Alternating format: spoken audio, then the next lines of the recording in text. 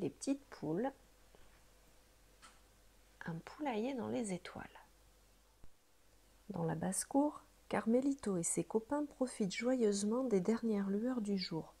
Bientôt, il faudra aller se coucher. « On arrête de jouer les enfants, vite, vite, le renard arrive !» s'écrie la maman de Carmelito. « J'aperçois déjà son œil qui brille. » Aussitôt, poulettes et poussins se précipitent vers le poulailler.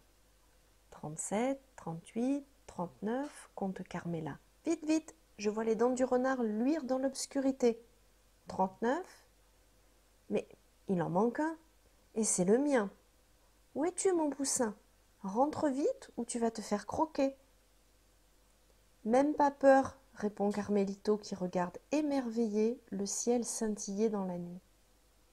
« Nom d'une plume, s'écrie-t-il soudain, une étoile filante. » Depuis qu'il est sorti de son œuf, Carmelito rêve d'approcher les étoiles. Et voilà qu'une de ces merveilles file derrière le petit bois.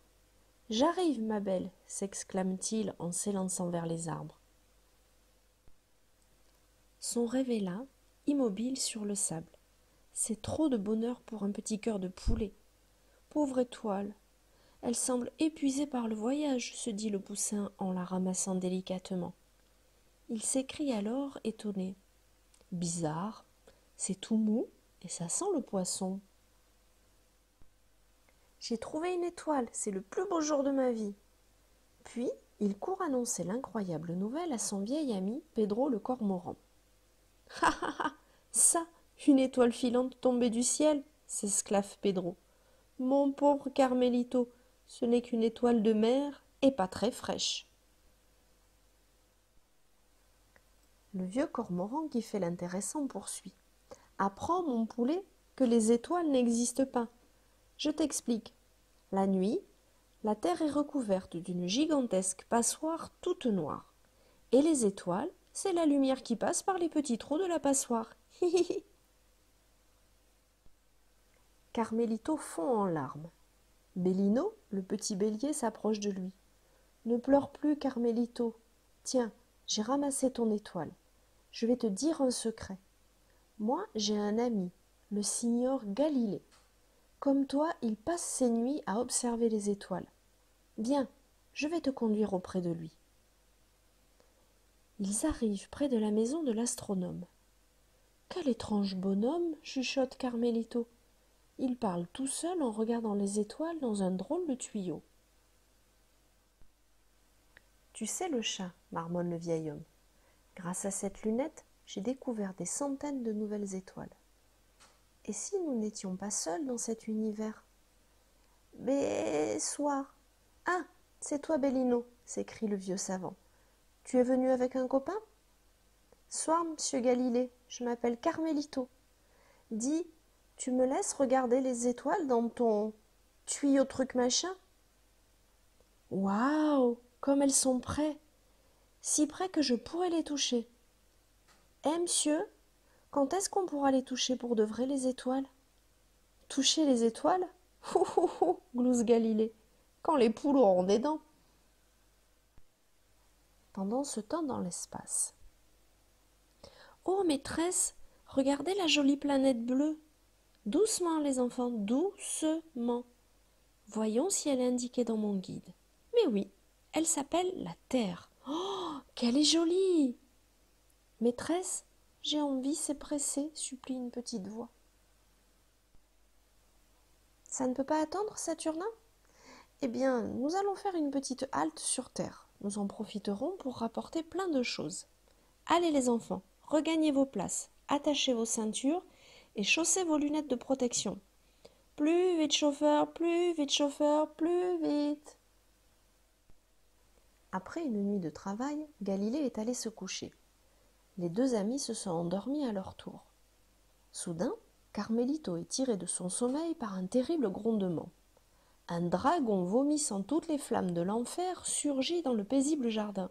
« Bellino, Bellino, réveille-toi !»«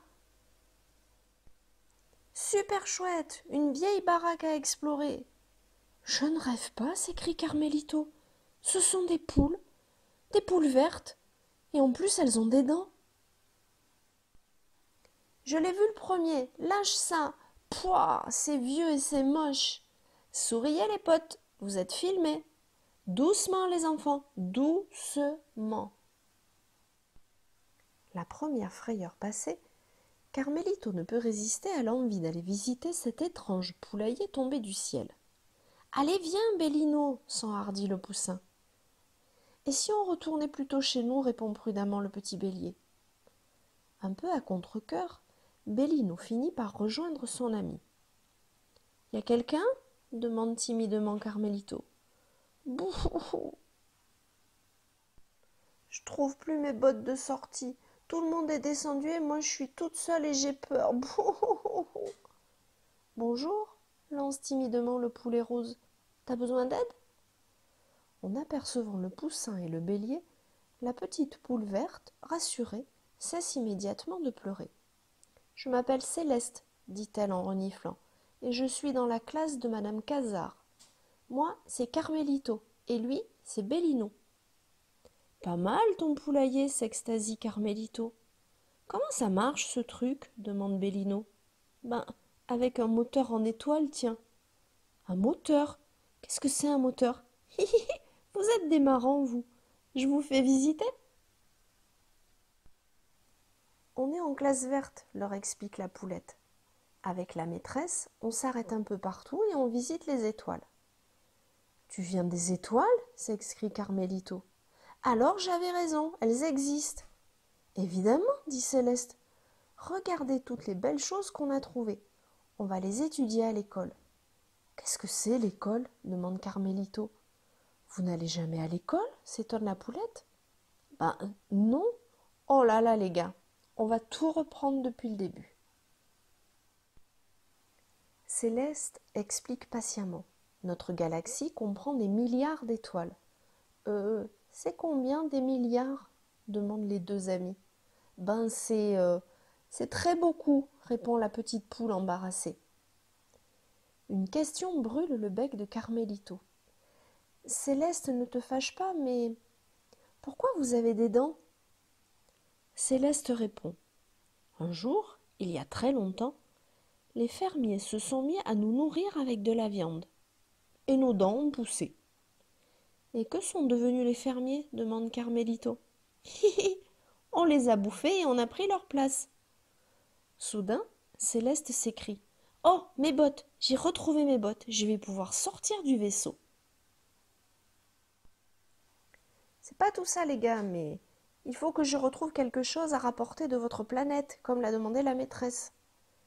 Céleste, accepte ceci en souvenir de nous, propose alors le petit poussin. C'est une étoile, la seule étoile qu'on trouve sur la Terre. Tu vas voir, c'est rigolo, ajoute Bellino. C'est tout mou et ça sent le poisson. Céleste est ravie. Jamais elle n'a vu pareille merveille. Sur sa planète, il n'y a ni mer ni océan. À moi de vous faire un cadeau, bredouille-t-elle très émue. Tenez, c'est peu de choses, mais ça me fait plaisir. C'est un morceau de l'étoile du berger que j'ai ramassé hier, explique la poulette verte. Je ne le crois pas, Bellino, t'as vu ça? C'est extraordinaire. Je touche une étoile, je touche une étoile. Approchez, s'exclame Céleste. Je vais vous montrer comment trouver ma planète. La nuit venue, cherchez un groupe d'étoiles qui dessine un renard dans le ciel. Vous voyez son œil qui brille? Eh bien, c'est là que j'habite. Mais voilà qu'on s'agite autour de l'autocar spatial. La halte est terminée et toutes les petites poules embarquent. C'est le douloureux moment des adieux. Doucement les enfants, doucement. 37, 38, 39. Il m'en manque une. Céleste! Hurle madame Cazard. On s'en va. Où étais-tu, Céleste? Allez, allez! Maîtresse, regardez ce que je rapporte. Une étoile de terre. Adieu, adieu, Céleste, jamais on ne t'oubliera. La fusée a disparu et la fumée s'est dissipée. Il est temps de rentrer, suggère le petit bélier. Déjà? Répond Carmelito, quel dommage. Tu sais comment sont les parents. On s'absente 5 minutes et ils en font toute une histoire. Les deux amis ont préféré ne rien raconter de leur extraordinaire rencontre. D'ailleurs, qui les aurait crus? Au poulailler, la vie a repris son cours.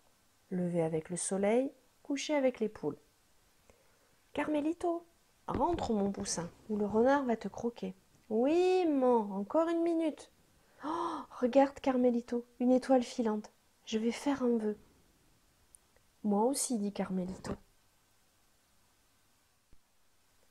Au même moment chez l'astronome. Je suis de plus en plus persuadée qu'il existe d'autres êtres vivants dans l'univers, mais ça ne sera pas facile à prouver.